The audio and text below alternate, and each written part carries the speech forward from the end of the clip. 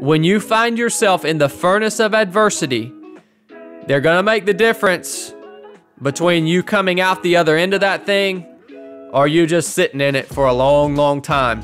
That was Chad Wright, who is a recently retired Navy SEAL and is now an entrepreneur and accomplished ultra runner who has won some incredibly difficult races using some of the principles he shares with us today. We get into leadership, accountability, what he overcame to become a Navy SEAL, which is a crazy story in itself. And of course, we cover a ton more, including a great practical tip on some mindset practices and how to deal with negative thoughts. Chad has been on hundreds of podcasts answering a lot of the same questions. I wanted to focus less on the regular questions he gets and dive a little bit deeper into areas of his life. We start off the conversation by talking about an event Chad's 3 of 7 project hosted called The Proving Ground, which I attended, and I learned a ton of valuable lessons. But stay tuned after the show for some big news for you and a chance at something that could be life-changing. Let's roll right into the conversation I'm calling Man in the Arena with my friend, Chad Wright.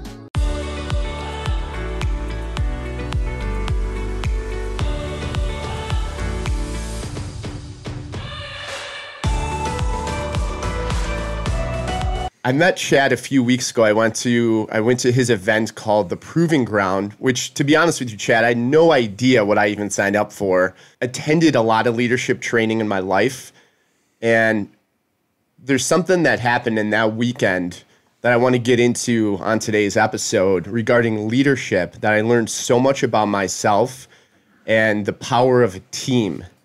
And my question for you is around how that was created. Were there stories from your time in the Navy SEALs where you saw good leaders, you saw bad leaders, and did any of those inspire you to create the Proving Ground and some of the events that you are running with today? Yeah, 100%. That's a really good question, and it's probably something that I should probably sit down and really think about and flesh out in my own mind at some point. But definitely everything that I do or we do as 3 of 7 project, as from an experience standpoint, it's all, the genesis of all of it was my time in the SEAL teams, and most specifically my time as an instructor or a master training specialist in the SEAL team. So the latter part of my career, I was fortunate enough to earn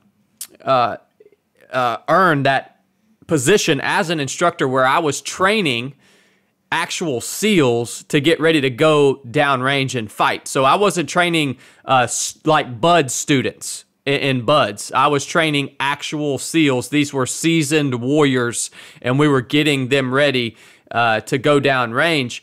And, you know, that was one of the most valuable parts of my career. I think I learned more in 2 years as a SEAL instructor than in 10 years as a SEAL operator. And it also, for me, it identified my passion to be a teacher, to be an instructor. So I tell people now, I have a master's degree in forging warriors, and it's because I spent time forging actual warriors. And so we take the same concepts, we try to build out the same types of mission.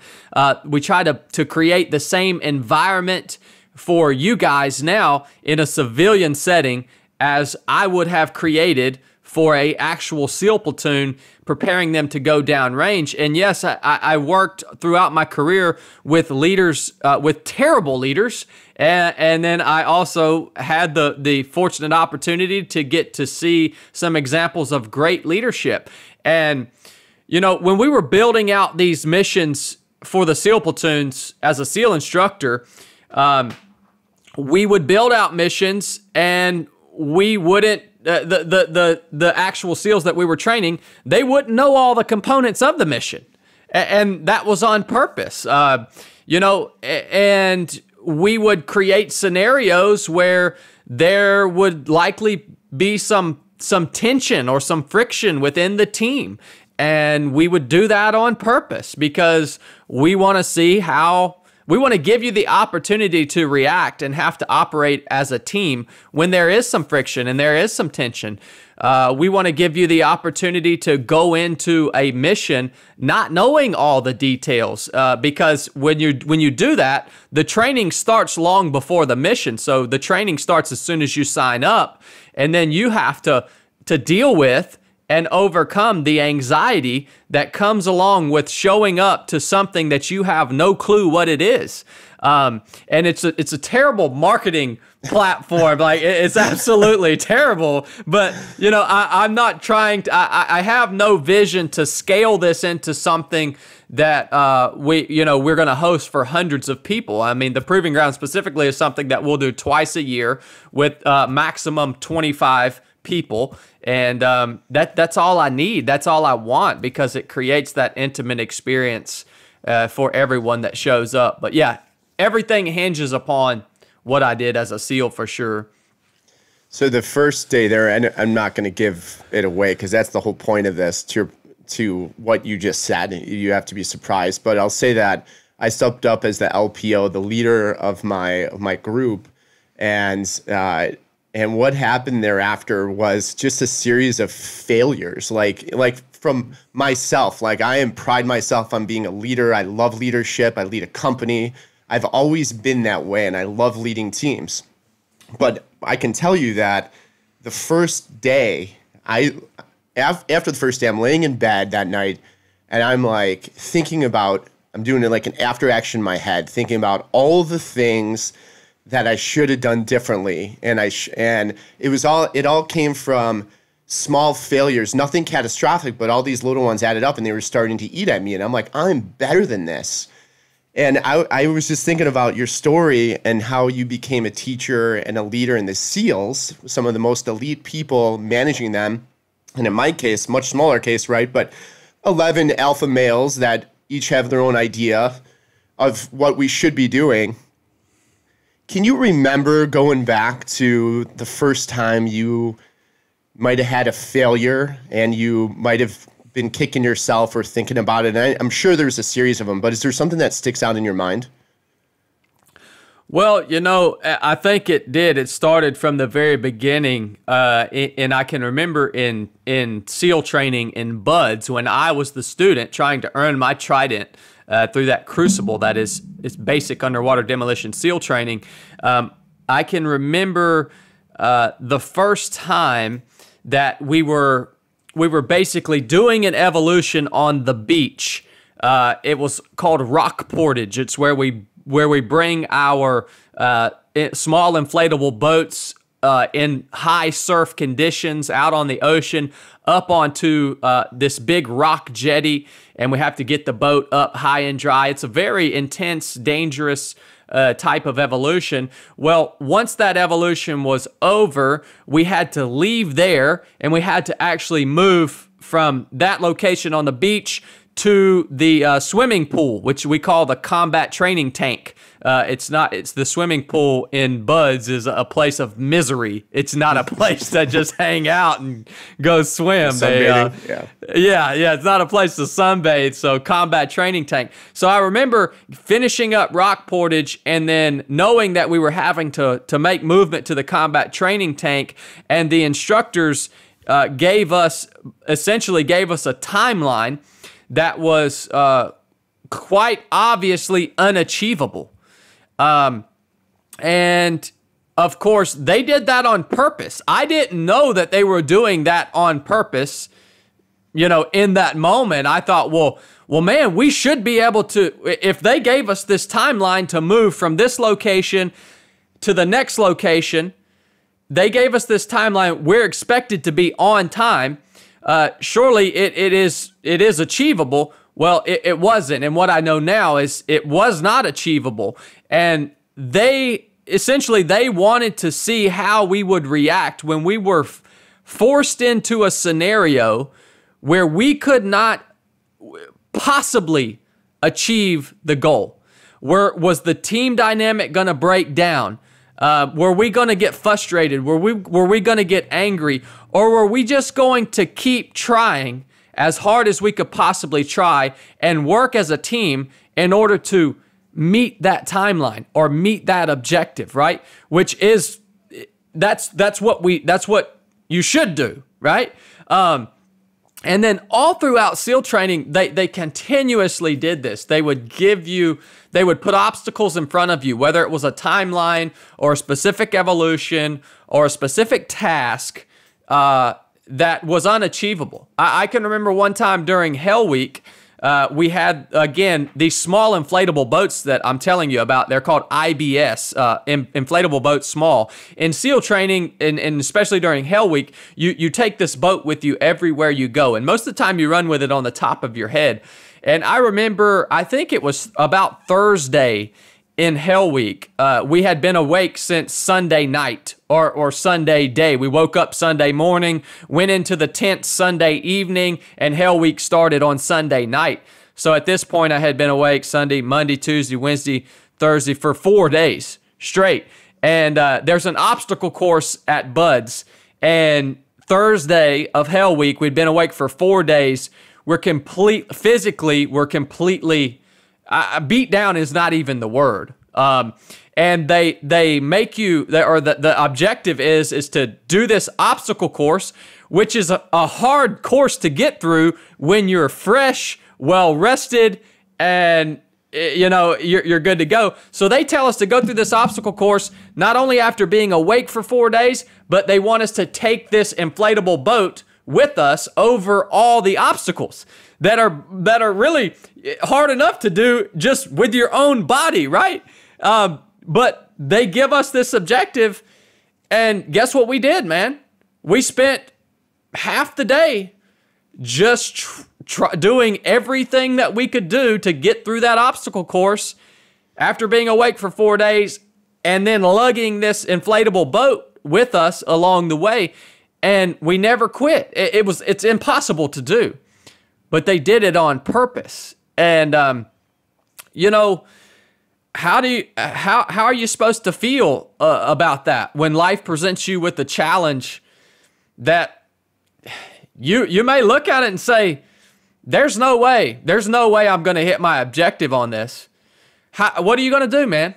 Are you going to just quit, right? You have to go somewhere.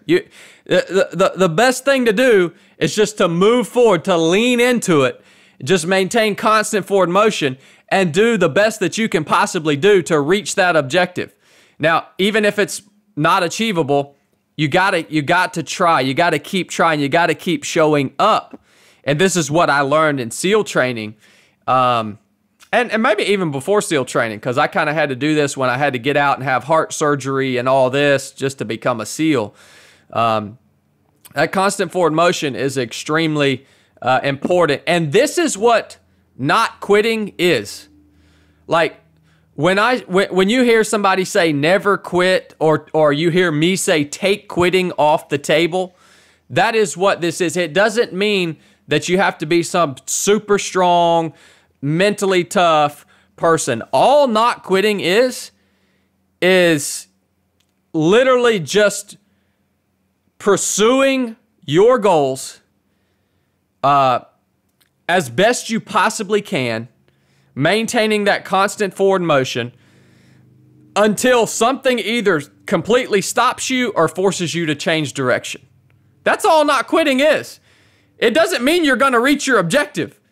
If you say, I'm not going to quit, it doesn't mean that you're going to reach your objective. It just means that you're going to give everything that you possibly have in you in order to move forward until something either stops you or changes your direction. So that's a long answer to your question. Yes, I have been faced with multiple,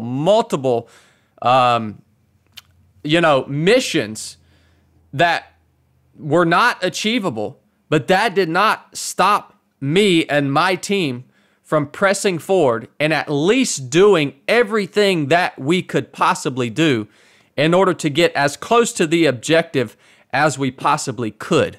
Does that make sense? Yeah, it does. What about the first time you were leading a group? Like you were leading a group and you realized as a leader you had failed your leadership responsibility of leading that group to the outcome that could have been attained, or maybe you took them off track, maybe there's more work, maybe it wasn't a complete failure, but definitely took him off course? Yeah. So, as a leader, and this is this is applicable to everyone out there, not just as a SEAL leader, but now for me as a leader in business, or me as a leader in my family. Yes, there have been times that I've been in charge of a group of people and to accomplish a certain task. And I did. I mean, I either fell short, or I missed the mark on something, or I didn't provide them with the tools that they needed to accomplish the aspects of the mission that they were in charge of, right? So maybe I didn't empower them. I think the number one thing in that scenario for me, when I've experienced that in my own life, and also when I've been working for other leaders that maybe they didn't miss the mark and it was blatantly obvious for the rest of the team. For me, the number one thing to maintain your position of leadership in those moments is ownership, right? Yeah. Is just owning up to, hey guys, ultimately, whatever just happened, ultimately it's on me. It's my fault, right? Yeah. More than likely, either I didn't empower you guys and provide you guys with what you needed to get your job done, or maybe I just missed the mark because I'm human, and that happens. And ownership, but it doesn't just stop at ownership, right? I mean, you have that's the start, but it's not the stop. You have to own it, but then you have to also do something to fix it moving forward, right? So just because you own it doesn't give you a free pass. Like, you got to own it. Then you got to do something. Tangibly, you've got to do something to fix whatever the problem was. There's definitely a story from a deployment when I made a huge mistake, man. That nearly. I want to hear this. Well, the thing about this is, I made a huge mistake. I actually shot someone, and this mistake that I made, it was that wasn't supposed to. I shot someone that wasn't supposed to get shot. All right, and we're talking about a mistake here where not only the mission success is put in jeopardy, but human life is put on the line, and in this scenario, and I don't tell this story a lot, but in this scenario, there were plenty of excuses that I could have made, right? There were plenty of excuses that I could have made. I was actually offered. My teammates actually fabricated some excuses that I could have used. Like, right? This sounds crazy, but when we make mistakes in combat, we cover for each other. I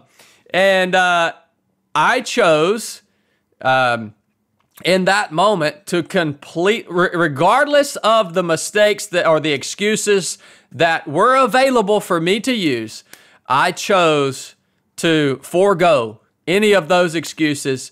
And when I had to go and pay the man for this mistake that I had made, I completely owned the mistake, and that is that's what saved my career. It literally saved my career. If I would have tried to use any of those excuses that were on the table, no matter how valid they were, I would have lost the respect of my peers that were judging me, right? I would have lost the respect of my peers that were judging me as a leader and as a Navy SEAL. So we owned it, but not only did we own it, not only did I own it, but I also said, hey, yes, I own this, and this is what I'm going to do moving forward to make sure this never happens again, right? And it saved my entire career, and that's why I'm so passionate about that subject, right? Yeah, that's an amazing story. Thank you for sharing that. I want to dive into more leadership stuff, but I can't overlook the heart surgery story. I'd love for you to expand on that because it just shows everything that you stand for, Chad, in the sense that You're an ultra runner. You've created this 3 to 7 project, which is somewhat akin to the name of my podcast, Not Almost There, in the sense that you're striving for something constantly, and you're taking every day to just improve. And you've just done a lot in your life. Don't die in the chair. That in itself is like, just keep getting up and keep going forward. And if you're going to die, don't die in the chair. Don't die sitting back wishing you would have done something. Go do it. That all being stated, take me back to when you wanted to be a Navy SEAL so bad and you found out something regarding your heart, and what happened there. Yeah, I think that's a big part of my story for sure. So I appreciate you asking that question. And so when I did decide I wanted to become a SEAL, first of all, I didn't even know how to swim. It was absolutely ridiculous that I had set this goal for myself, and the people around me, trust me, they let me know that. All my buddies back home, and you know, of course, they all laughed at me. There wasn't a lot of encouragement when young Chad, 18-year-old Chad, says, I'm going to become a Navy SEAL. And yeah, it sounded kind of silly. But, you know, I basically, there's something about my mind, and I think it was passed down to me from my mother, where when I set a goal, or I become completely consumed with a goal, right? And I call it front sight focused. It's a term we used in the SEAL team. If you want to hit your target, you have to focus on the front sight post of your weapon, and the rear sight post just stays kind of in the peripheral. It's a little blurry, but you really want to focus on that front sight, and that allows you to hit your target. So that's what happens to me, and that's what happened to me then as an 18-year-old kid. And I literally just invested every waking minute of my life to getting in shape, learning the skills that I needed to learn, skills like running, swimming, pull-ups, push-ups, all these physical skills. I was not a physical guy. I had never played sports, never done anything like that. And I eventually got to the point, I learned those things, I got in shape, and I got a SEAL contract, and I left my home in Georgia to go and accomplish this goal that I had for myself. And I get all the way through Navy boot camp. Every SEAL has to go through Navy boot camp first, because every SEAL needs to be a sailor first. We're in the Navy. We have to know a little bit about the Navy. I get to the last day of boot camp, and they pull me out of formation. We had just finished our final training exercise, and my classmates are going off to graduate, and I have to go over to medical for some unknown reason. And I get to the medical office, and the doctor proceeds to tell me that I have a asymptomatic, which is very important to understand. This was a asymptomatic pericardial cyst on my heart.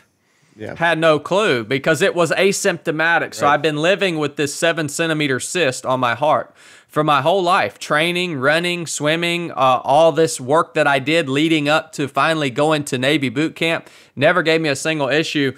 But the doctor said he was afraid that when I dove underwater, the pressure change would actually burst the walls of the cyst, and in turn send me into cardiac arrest. So it was an issue. The Navy really didn't know how. I was the first naval special warfare candidate to ever be diagnosed with this condition. It's a very rare condition. And essentially he said the risk is there, the potential for risk is there, and we have to disqualify you from being a SEAL ever, or even doing any job in the Navy that's going to require you to either dive underwater or go up to altitude and jump out of an airplane. So he said, you know, you can go join the regular Navy, and which is a great career, man.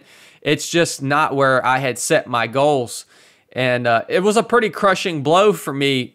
Essentially, I'm sure a lot of you guys listening have faced situations in life where everything that you have worked for, everything that you aspired to be, everything that you aspired to accomplish or achieve was ripped right out of your hands in one moment. And whether that's a cancer diagnosis or a loss of a loved one or whatever it may be, loss of a team member, for me it was this pericardial cyst. And at a very young age this happened. And so that's where most people will probably say, well, you know what? It just wasn't meant for me. It just wasn't meant to be. I just need to go find something else to do. But that's not what I did. I got out of the Navy. I cut all ties with the Navy and went, and after multiple appointments, finally found a heart surgeon that would remove this cyst from my heart. Nobody wanted to touch it because it was a dangerous surgery and it was asymptomatic. So nobody wanted to say, yes, we'll cut your chest open to remove this cyst for no reason. Like, yeah. You know what I mean? Yeah. Nobody wanted to touch it. I found a surgeon that would do it, and he goes in, performs the surgery. It's successful by the grace of God.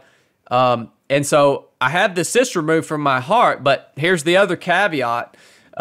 Having this surgery was a gamble for me because the Navy did not tell me, they did not say, hey, Chad, you can get out of the Navy, pay for your own heart surgery, and then as long as the surgery goes good, we'll let you back in. No, they didn't say that. They said, if you cut ties with the Navy, hey, man, it's on you, right? There are no promises that you can come back. They didn't even know that I was pursuing this surgery. No way. I did not know that part. They had no clue, man. And so I got it done, and then I have to go back to the Navy and tell them what I had done and submit paperwork from my civilian surgeon to the Navy. And then the Navy had to review this paperwork and then basically say, okay, we're going to let you back into the Navy, which they did. And I come back into the Navy, and they put me on hold for 6 months while they review the paperwork further to decide whether they're going to let me go to SEAL training or not again. So this is a total gamble. So I'm sitting in this holding unit for 6 months in Great Lakes, Illinois, while they review my paperwork, and it went all the way to the top of the Navy. And they actually wrote a whole medical journal about my case. If you just Google Navy SEAL pericardial cyst, you can read this if you're a medical person and you want to see the chest x-ray and all that. It's all online. And they let me, I think they appreciated whoever they is, the big Navy doctors. Like, they understood the risk that I had taken. They understood the investment that I had made in order to go to SEAL training. And so they blessed me off and said, yeah, Chad, you can go, man. Go give it a shot. And here's the thing. Everyone quits SEAL training, man. I mean, I did all this to just have a chance to toe the line at an event that everyone quits anyways. Like, yeah.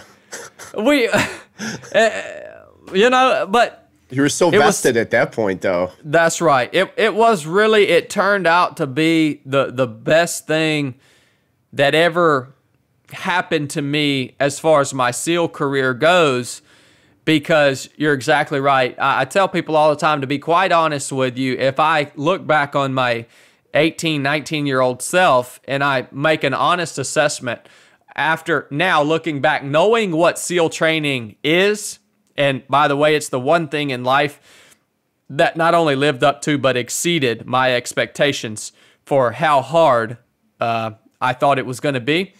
So looking back, knowing what it is, I can honestly say that I don't think that I would have made it through SEAL training if I would have just went the first time. If I wouldn't have had this heart surgery and make this great investment, not only financial investment, but time and just emotionally and pain, man. Recovering from the surgery was no joke. I mean, it hurt. And yeah, when I finally got to toe the line, brother, literally nothing was going to stop me. And I don't say this lightly. I can say that I would have had to die to not make it through that training. Like literally they would have had to kill me, which they dang near do that while you're there, which is why most guys quit, right? And you were what, like 22 here, like 21? If that's... I think I was 19, 20 years 19, old. okay. Yeah, 19, 20 years old. Yeah, I couldn't... Yeah, I remember I couldn't drink or anything during buds. And so, yeah, really young. But, there again, I don't know why I didn't just get back home here in Georgia and say, well, let me just go to college. Like, this is obviously off the table for me. But it's given me the realization that really no matter what obstacle you're faced with, if you want it bad enough, you can likely find a way over, under, around, or through that obstacle. It just might take a few years. It might take a lot of hard work. It may not be the path that you thought you were going to take in order to reach your objective. It may be some path that goes way out to the left or right. But as long as it leads you back to that objective in some roundabout way, man, you can do it. And another thing I want to tell the listeners, this is something I've been writing about here lately, is whatever your objective is, for me it was to become a SEAL. The longer that I stayed on that path, right, to become a SEAL, which my path, again, was much longer than most people's, the longer that I stayed on that path, the hotter the flame within me, the flame of desire, the hotter it became. And it literally got to a point after my heart surgery that this is hard for people to understand, because we as humans, we think we always have free will, right? So we think that quitting is always an option, or maybe changing your mind, or just choosing to go a different route. I got to a point on this journey where, looking back on it, I literally felt like I could not deviate from this path. It took me a long time to get there. But when you reach that point where you literally cannot possibly deviate, it's hard to explain how this works, but you reach that point where you cannot deviate. There is nothing that can stop you when you reach that point. Nothing. Yeah, no, I can relate in quite a few ways, but one of which is just the fact that you had heart surgery and you had no idea. Like, you had to leave the Navy. Most people didn't even know why you were leaving. You left. They were probably like, oh, yeah, he's leaving. And then you just took that risk. And I had heart surgery in my early 20s for something called WPW syndrome, and I did have symptoms. And it was very risky if I didn't get it fixed. But once I had it done, I was fine.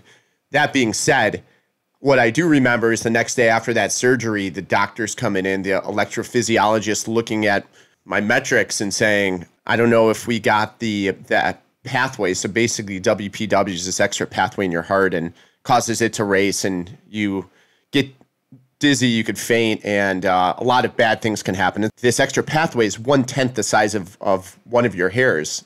And when you're having surgery, they have to keep you awake. So I had catheters in my neck and my groin all the way up through my heart. And they were changing my heartbeat by a computer. In my mind, I'm like, what if the power goes out at the hospital? It was Wow. it was so intense. So like that next day they come in there and they're like, we don't know if we got it or not. And I'm like, there's no way I could go through that again, like in my mind. So So the fact that you put it all on the line to not even have a guarantee that you could get back into SEAL training, to not even get a guarantee that you would pass it, just speaks volumes. And that is the start of, not even the start, but that's such a pivotal moment to me in your story on your life and what you've been able to do from there. I wonder, thinking about it, was it all internal, or was there a point which you knew you couldn't return to Georgia with your peers looking at you saying, or your family or whoever, the naysayers, which you always face in life, people saying you can't, yeah, you shouldn't have done that, yeah, that's impossible. Was there a percentage in your mind of like people that you just wanted to prove wrong? Man, you ask a lot of good questions, Joe. I really like the way you interview, man. This is awesome. Nobody's ever asked me quite a few of these questions, and I've probably done, I don't know, hundreds of podcast interviews. So this is great, man. You know, as I look back on that, there was definitely a certain portion of wanting to prove to people that I could do this. There was a portion of that drove me, but it was definitely it wasn't the majority portion. If I could put it in a percentage, I would say that portion of wanting to prove to people, my peers, my family members, my former friends, high school friends and acquaintances, and those people that were looking at me, obviously saying, well, yeah, Chad's back. Of course, he's back. We all said he couldn't do this, right? I'd say that drove me, if I had to put a percentage, I would say maybe 20%. Maybe that, 20%. I could say that kind of drove me to reach this objective of becoming a SEAL. I would say the rest of it was just internal.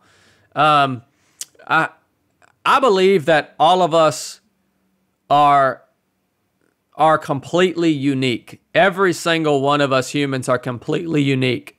And I believe that each of us was specifically created to fulfill a purpose within the world, a very specific purpose that only we can fulfill, like only I could fulfill. Joe, only you can fulfill that specific purpose that you were created to fulfill. And as I look back on it and I realize that, 80% of my drive to continue mission right in the face of being definitively told no, 80% of that was eternal. Was internal. And so I have to believe that this path to become a SEAL for me was part of that specific purpose that I was created to fulfill in my life. Being a SEAL for me, now looking back on it, has really been a great stepping stone. I learned a lot being a SEAL, and it was a wonderful job, and probably the hardest thing that I'll ever do in my life. But it was a great stepping stone because I was a SEAL, the things that I'm doing in my life now, being able to share with men and women like you, Joe, being able to be in companionship with men and women like you, and for us to be able to help each other, I feel like the things that I'm doing in my life now are much more important and much more valuable and bear much more fruit than the things I did when I was a SEAL. But if I would not have been a SEAL, I would not be able to be doing the things that I'm doing now. So I feel like my Creator had put that desire in my heart to become this thing that is a Navy SEAL. And that's really what was driving me, is that desire to become the thing that I was created to be. That's some deep stuff right there, man. Yeah. But that's the only way that I can explain the internal drive that I had to become a SEAL. It doesn't make any sense. It literally doesn't make any sense that I did what I did in order to achieve that goal. Logically, it makes no sense. I put my life on the line to achieve this thing. My life should have been more important than this thing, but it wasn't. But now this thing has created, and it hasn't defined you at all. It was a stepping stone, to your point, to allow you to create 3 of 7, to show the world what the possibilities are and how people are not almost there and how they could take advantage of life in a much more different way. And along the journey, I know you found a lot of signs that kind of helped you along the way, lead you there. But I always go back to just thinking like your mindset as when I was 18 or 19, there's no way I had the mental fortitude at that time to be able to do what you did. But my path was different in that I just took these small incremental steps in front of me, and then finally I grew up enough to be able to make something of myself. My whole trigger was being a young father. Found out I was going to be at 19. I found out I was going to be a dad, and I'm like, I got to take care of my child. If I didn't have my child at 20 years old, there is no way I'd be talking to you today. Zero. Isn't that amazing, man? There's no way. Isn't that amazing? It's absolutely amazing. And my daughter Taya is 22 today, or not today, but she's 22, and it's just amazing to look back because I look at those moments like how did this happen? But things happen for a reason, and you're put on a path, and you don't necessarily know because you can't connect the dots going forward, but you can connect them going backwards. And when I see what you've done and what you're doing with your events in 3 of 7, and just the inspiration of what you've been able to accomplish is second to none, Chad. Like, it's truly incredible. And the mindset, I just want to dig even deeper in there because I want to get as much out of you as possible. I know now you're in ultra running, and now you're creating this adversity for yourself, that you're not enlisted in it. You're literally going to sign up for these runs in New Zealand that no one's ever finished. You are running the Mid-State Mile, last man standing, and you're winning these events. How does this motivation keep coming to you? Is it something you're now having to prove because you put 3 of 7 out there? You're like, there's more for me to do. There's more for you to do. Is that creating an obligation within yourself to be the best that you can be? Yeah, well, it's not the actual business. It's the 3 of 7 project. It's the body of 3 of 7 project. In other words, I am motivated by I hate to call them my customers, right? I'm motivated. I would more like to say my brothers and sisters. Everyone who has contributed to 3 of 7 project, everyone who's come out to an event, everyone who's listened to the podcast, everyone who joins us on Resurrected on Sunday nights, everyone who contributes to any aspect of 3 of 7 project, you guys are the people that motivate me to do these ultra marathons and to do all this crazy hard stuff, right? And it's directly in alignment with the title of your podcast, Joe. I feel like for me, there's a lot of, if you guys will understand this, I don't follow a lot of people on social media, and there's not a lot of people that resonate with me in the influencer space because I feel like you have to earn that title as an influencer.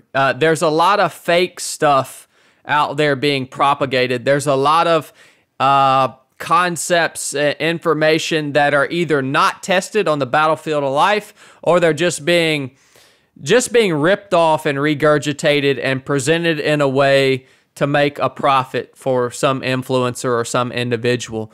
And ultra running for me is a way that I can stay accountable to you guys. That I can say, if you guys are going to be my brother, if you're going to be my sister, if you're going to contribute to my mission, I want to hold myself accountable, and I want to show you that I'm capable of going and executing the things that I'm teaching you, the things that I'm sharing with you. I want to show you that they work, and I want to show you that I'm able to execute those principles in my own life, right? So it's earning the respect of you guys is what it is for me.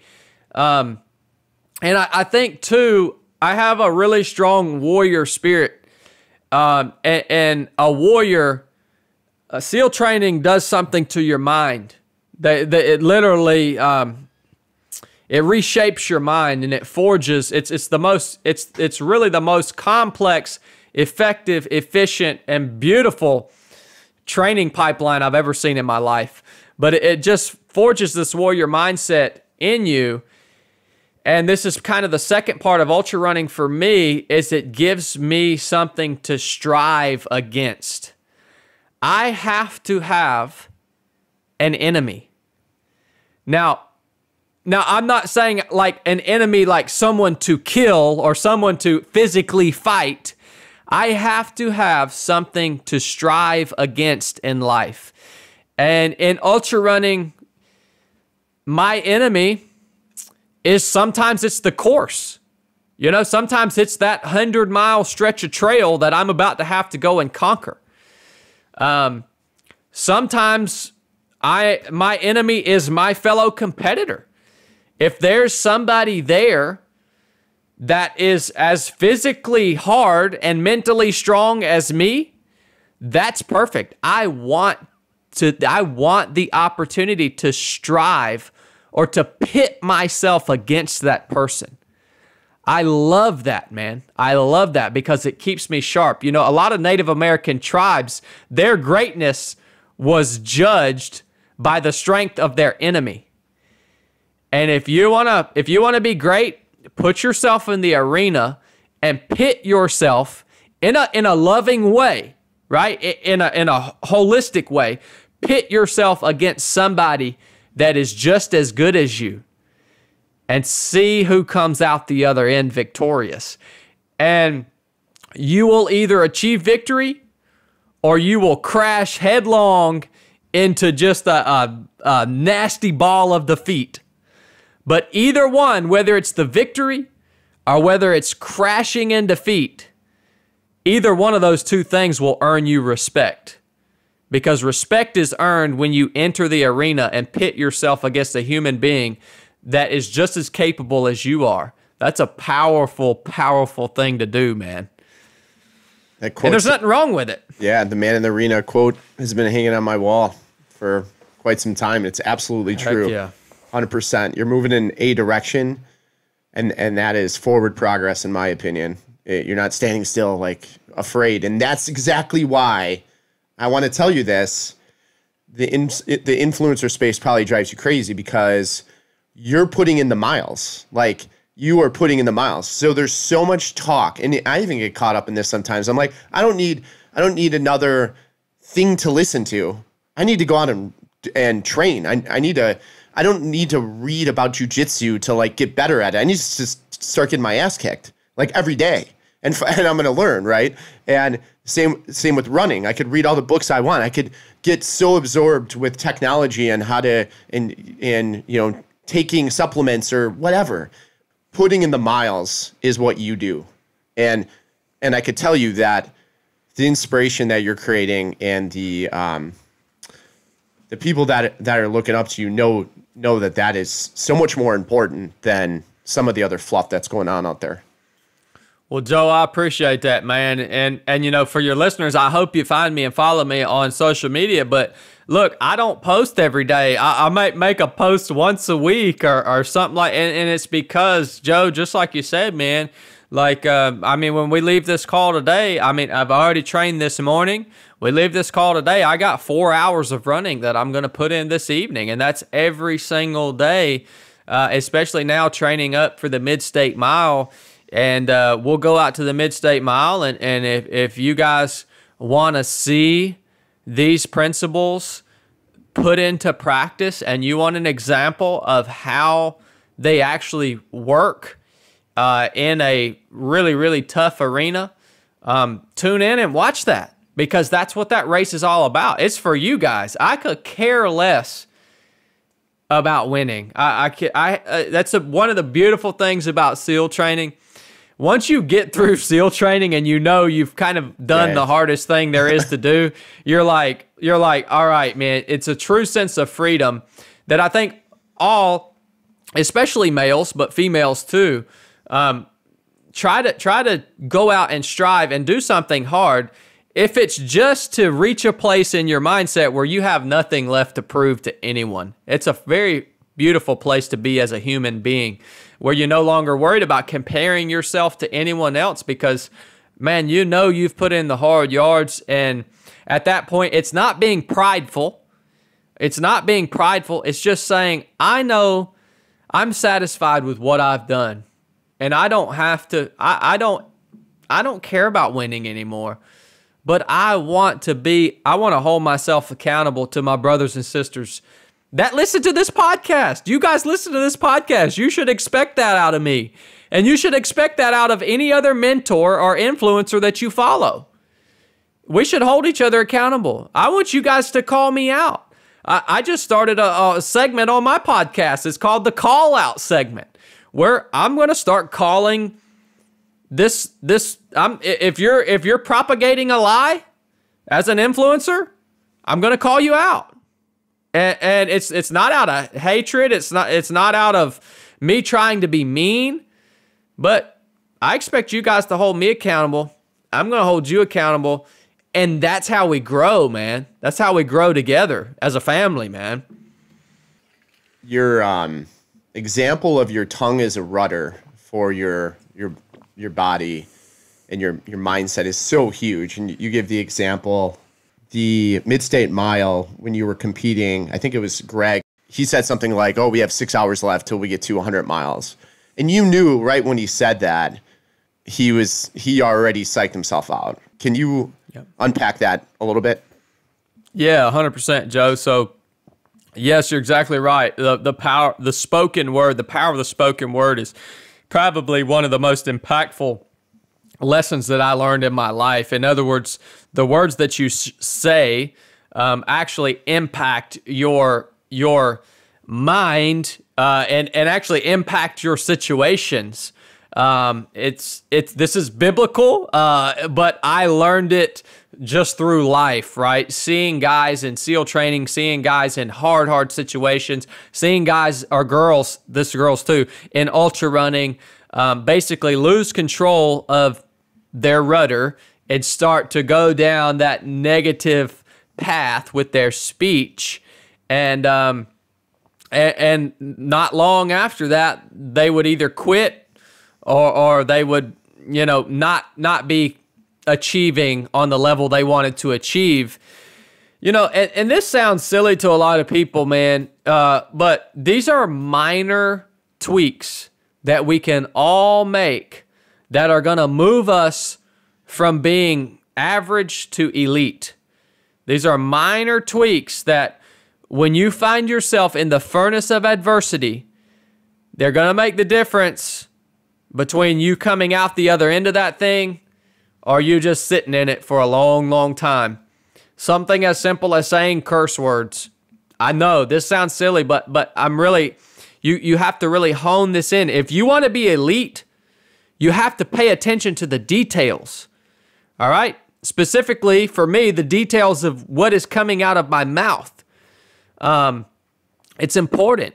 Now, with Greg in the Mid-State Mile, you're right. We were 20-something hours into this race, continuously running a 1 mile loop with 350 feet of elevation gain and loss, which adds a lot. That totals up. I think that day I ended up winning, running a little over 30 hours with something like 35,000 feet of elevation gain and loss. So over Everest and from sea level. And That's crazy.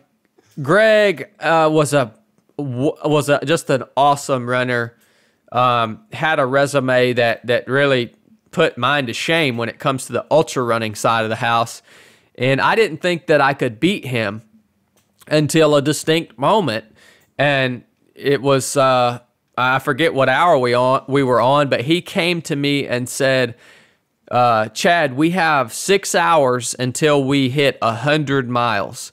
And so in that moment, not only did he kind of lose control of his rudder, right? But he had lost control of his mind in a way. In other words, he was no longer present. He was no longer focused on the single mile that we had to run in order to stay in the race. He was thinking about how many miles we had to do in order to hit 100 miles, which didn't matter anyways. The race was going to go until only one of us were left. So 100 miles meant nothing to me. Yeah. Like, who cares if we hit 100 miles? We have to keep going until one of us quit. And but I knew in that moment that he could not beat me. That was the first time I had been striving against this very worthy competitor. I'd been striving against him for 25, 26 hours, whatever it was. I didn't think I could beat him until this moment.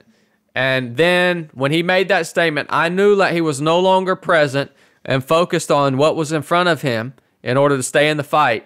I knew that he couldn't beat me anymore. And I just smiled at the dude. And he probably thought I was crazy because I am a little crazy.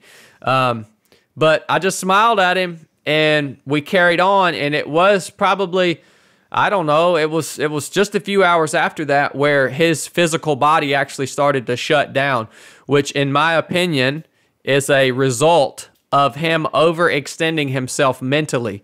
So when he overextended himself mentally and was trying to project too far ahead with his thoughts, he had a physical reaction in his body. And there's a video on Instagram of him coming in on his last lap, and he could barely walk, and he just collapses across the finish line.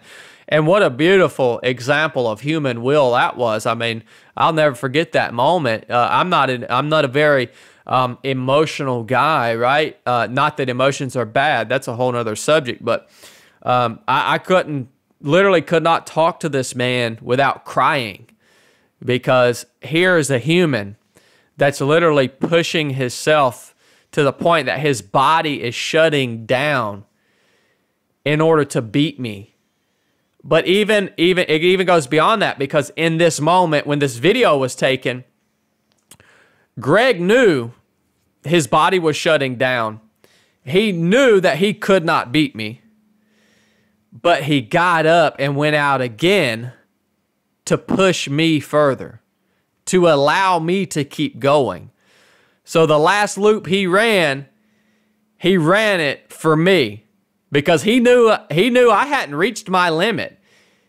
He knew he couldn't beat me, but he still wanted to allow me to push as long as I could possibly push, that's respect right there, man. And what a moment. You don't get to see that a lot in first world cushy society anymore. That's an incredible story. I've heard it before, and it's amazing. And I highly recommend anyone listening to this go check out that clip, because it is truly touching. I have a question about two things regarding the race. So at the end of the race, Chad, you win that race, right? The next day, what do you fill your time with? Do you have like what I have, where you have this pinnacle moment and the next day there's a lull because you just trained and you just achieved something amazing? Yeah. So the next day after, like the immediate next day after the mid-state mile, I'll be totally honest with you, I get pretty depressed. I don't get depressed like in a dangerous way. Like I don't want to harm myself or harm other people or nothing like that. No, I can relate though. It's the same. Yeah. I get really depressed, man. And what I have found is, for me personally, that is part of the process. And I'm intentional when I have those feelings after achieving some great thing. When I have those feelings, I intentionally accept that feeling and identify it as part of the growth process that I'm going through as a human being. And so instead of that day after, instead of beating myself up about being depressed, I just revel in it, man. I mean, I'll eat ice cream. I'll watch videos of the race. I'll do a lot of reflection. All right, and I take that day, or maybe at the longest 2 days, but I never allow it to like be a thing, right? I've realized it as part of the process, and so I take those days intentionally. I revel in it, and then I'm like, all right, it's time to get out of this. It's time to start looking toward the next thing, and that's what I do. Yeah, no, I can totally relate to that, and I tend to fill my day with thinking about, okay, well, what's the next steps to the next accomplishment, or what are the steps I can take? Even if you're not doing them, just thinking about them helps. But have you like, I always wondered, like, maybe that is why though, like actors and musicians and comedians and people that are on stage, I shouldn't say like generally struggle with this, but you can kind of see some patterns forming that they're so on, and then all of a sudden you're off, and then you're on, and then you're off. And it's pretty interesting. And I'm so glad it doesn't absorb your thinking. It doesn't me either, but I can also see how it could to some folks. Yeah, it definitely could become a dangerous thing if you allowed yourself to sit in it for too long. And I think what allows it to, I think why it ends up lingering longer for a lot of people is because, here's the thing, society tells you should never be depressed. Society tells you it's not a good thing to have these feelings. Here's a pill. Go see this person. Here's some medicine to take. Here's some technique to get you out of that feeling that you're having. You know, and I think what happens is if you fight against that feeling that I'm talking about, this depression that I'm talking about, obviously is not a result of some type of trauma. I'm talking about the depression that I feel after being on stage, right? Yep. The biggest way to take the power out of it and to climb back up out of it is to stop fighting against it and recognize it as part of the process, and don't drink a freaking fifth of liquor, or don't go out and try to take some pill or smoke a joint or do something to numb the feeling, because the feeling is part of the process. Allow that to happen, man. And society's dead wrong to tell you that shouldn't happen. It's just part of the process. Allow it to happen. And then you're going to come back up out of it. But as soon as you try to do something to compensate for it or to fight against it, it's not good, man. It's not good, you know? Yeah, I totally see that. It's like many years ago, I had a bit of insomnia, so I went to the doctor, I got some medicine for it, and then the next day from that medicine, I had anxiety from that medicine. And then I go back to the doctor, and they're like, well, here's some medicine for that. And before you know it, I'm like, I'm not taking any of this stuff. Let's fix the root of the issue, and the root of the issue is nothing.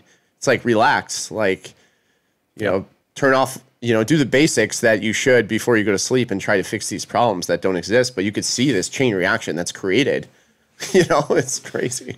You're preaching to the choir right now, brother. I agree with you 100%. And there's a, and it's just a weird place that we're in now. You've got big major influencers that are propagating messages that say that basically promote drug use, or whether it's marijuana or psychedelics or whatever it may be, and they're promoting this drug use in order to tell. They're saying basically, if you want to experience the fullness of life and creativity and freedom, you need to use these drugs. And I'm like, man, you're just telling me that you're a broken person, and you're using something to cop out. You're just using a cop out, it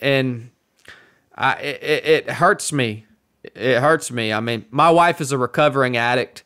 I've seen what even simple, what you would say, entry-level drugs can do to somebody.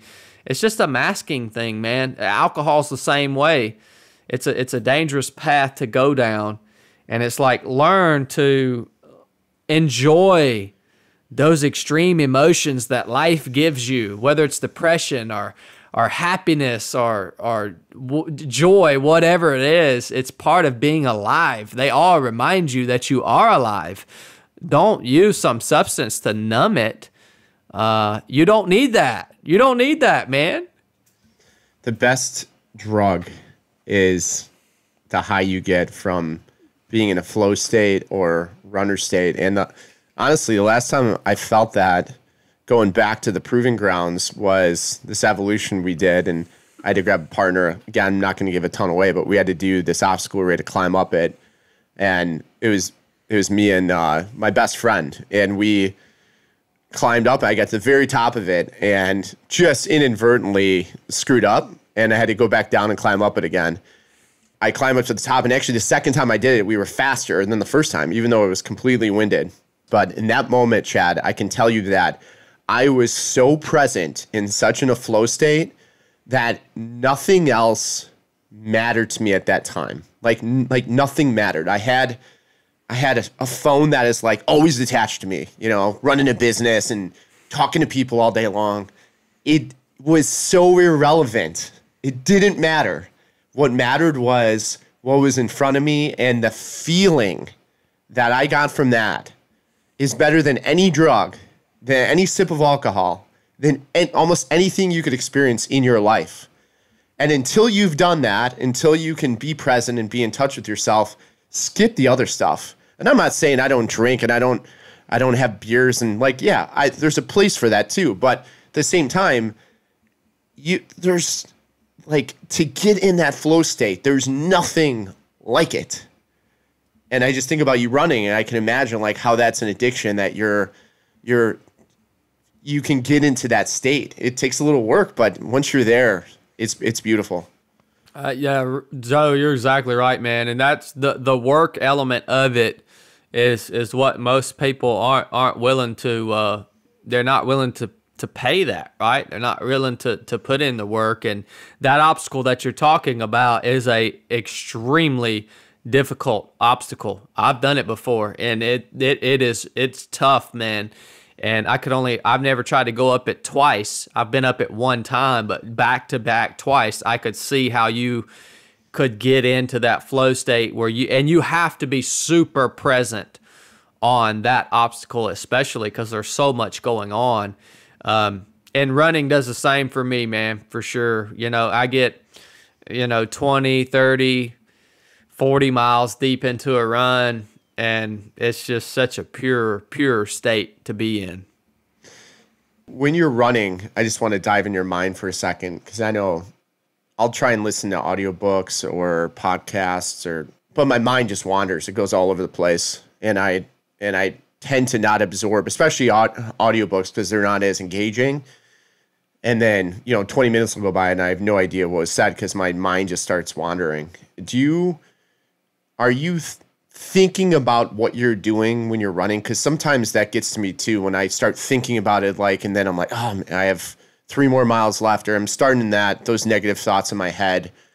especially like as I get closer to the end of where I'm supposed to be going. What are you thinking when you're running and when you are having those thoughts? Like, how do you take them, acknowledge them, and just keep moving on?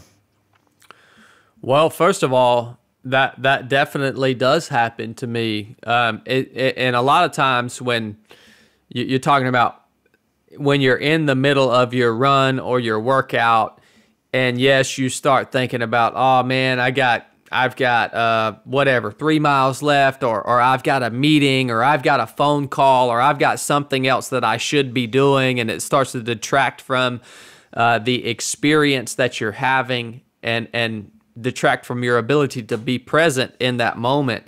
That happens to me, man. I will tell you, that happens to me when I am not training for a specific race. So it's really good for me to have something on my calendar, like a race, because I'm a runner. Now, this can be different for anybody, but for me, it's good to have a race on my calendar, because if I know I'm training for a race, if I know I'm training up to a day or a certain point where I'm going to have to perform, it helps me a lot in the training cycle and to be more committed to the training that I have, the work that I have to put in. Another thing that helps also, I used to do this a while back. If you're having trouble staying present and really finishing your workouts, or specifically runs, a lot of times what I would do is, if I was running a route, let's say it was a out and back or whatever it was, a loop or whatever, I would actually intentionally park my vehicle somewhere that was in the middle of my route. So if I was going to run an out and back, instead of parking my vehicle at where I wanted to start from, I would park my vehicle in the center of my route. I would run backwards to the point that I wanted to start from, and then I would have to turn around and run back past my vehicle and run to the point that I wanted to end, right? And then run back to my vehicle. So you have to kind of tailor your distance to that, but it forces you to run past your vehicle midway through that training run. And what does that vehicle represent? That vehicle represents your excuse to quit, your excuse to quit early. You're running right by your vehicle, and there it is. It's, yeah, okay, you got something else that you should be doing in the office. Why don't you just go get in that vehicle and just go back home and cut your run short? But now every time you do that and you intentionally tempt yourself, right? You're intentionally tempting yourself with that out. Every time you don't take that out and you run by that vehicle and you're like, screw you, I'm finishing this run, man. It just adds another layer, another component onto, staying present, getting the job done, man. And just choosing to not take that out, right? Even though it's right there, it's presenting itself, it's convenient. Put that in your path, man. When you're ready to take your training to the next level, park that vehicle somewhere midway along your run, and when you go by it, don't take that out. Go finish your mission, finish your training day. As far as what's going through my head in a real way, sometimes on a run, I will listen to a podcast. Sometimes I will listen to a praise and worship song. I love to worship Jesus. A lot of times I won't listen to anything.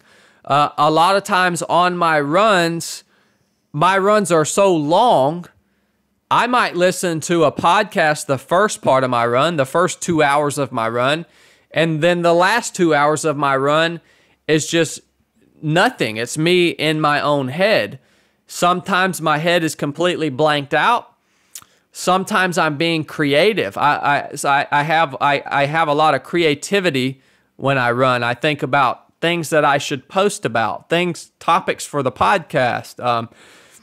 t-shirt ideas, like all kinds of stuff. I don't know why I'm most creative when I'm out. And again, I also run on trails.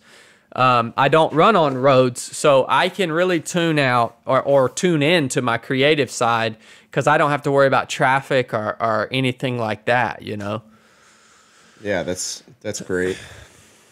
As we wrap, Chad, I can talk to you for many more hours about many other topics, but I'd love for you just to explain quickly the 3 of 7 project. I know we touched on it a bit, but I didn't think I did a good job letting you explain what that is and how people can get involved.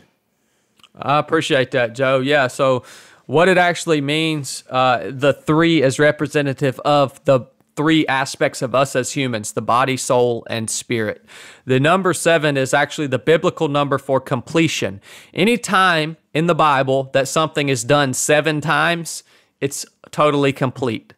You'll see that as a theme throughout any biblical account.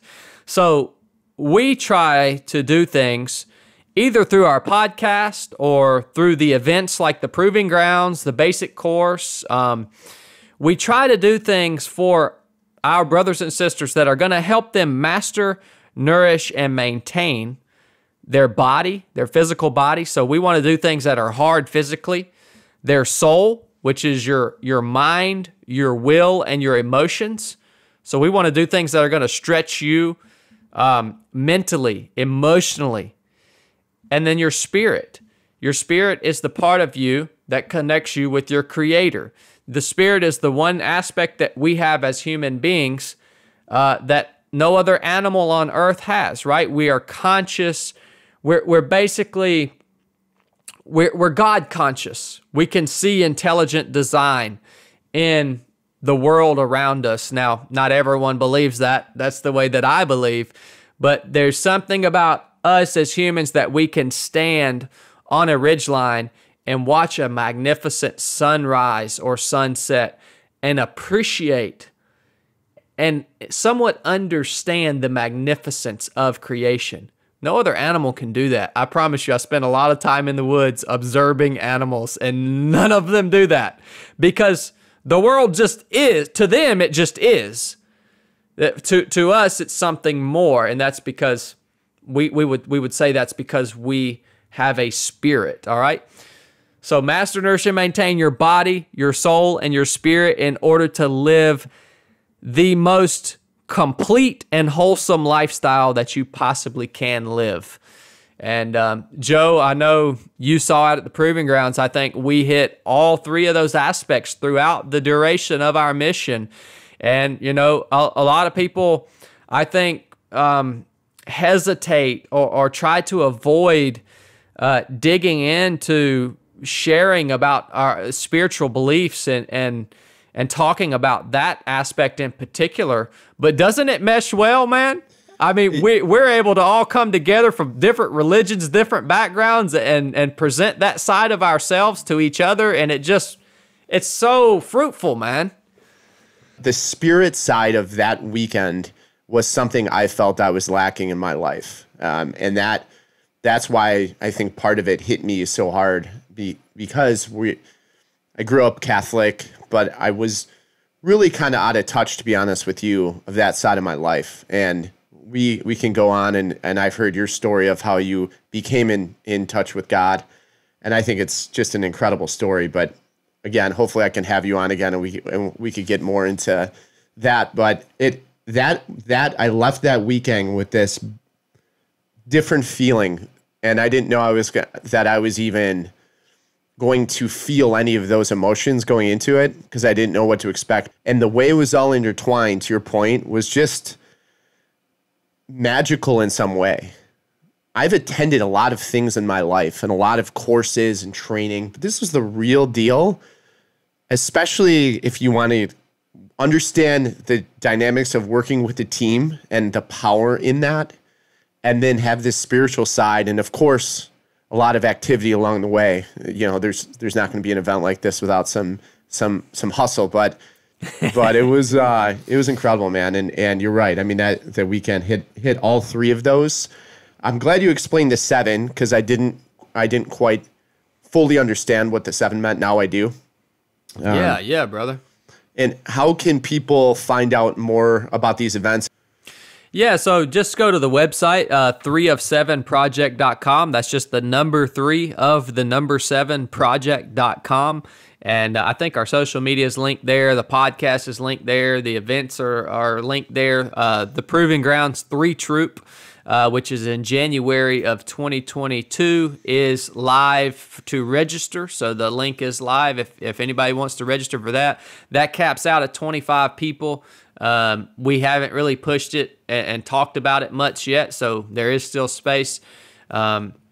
Would love to see you there. If you enjoyed this conversation with me and Joe, we also do the basic course, which, Joe, I would absolutely love to see you out on a basic course class. I was going to ask you about that. Yeah, I'd love to do it this year. Yeah. I mean, obviously, you mean a lot to me, brother. So if you want in, I have a feeling you'll get in. You know a guy. So that's another experience that, it's totally different than the Proving Grounds, but it's equally as valuable. So, if you want to check us out, man. We're not going anywhere, Lord willing. If you guys keep supporting the mission and showing up, ready to train, on time, on target, ready to train, we're going to keep showing up for you. Awesome. Hey, Chad, thanks so much for spending the time with us today. And I look forward to the basic course and just getting to know you more, but keep on the mission, man. You're doing great things. Thank you, Joe. It was an honor and a pleasure to be here to share with your tribe and to be on your show. Thank you so much, brother. I love this episode and can't thank Chad enough. Just the story alone about what he put on the line to become a Navy SEAL was amazing. Some other things I'd like you to think about. 1, don't let the small failures consume you. We have them. We all have them. Learn and grow, but ensure you are not repeating history.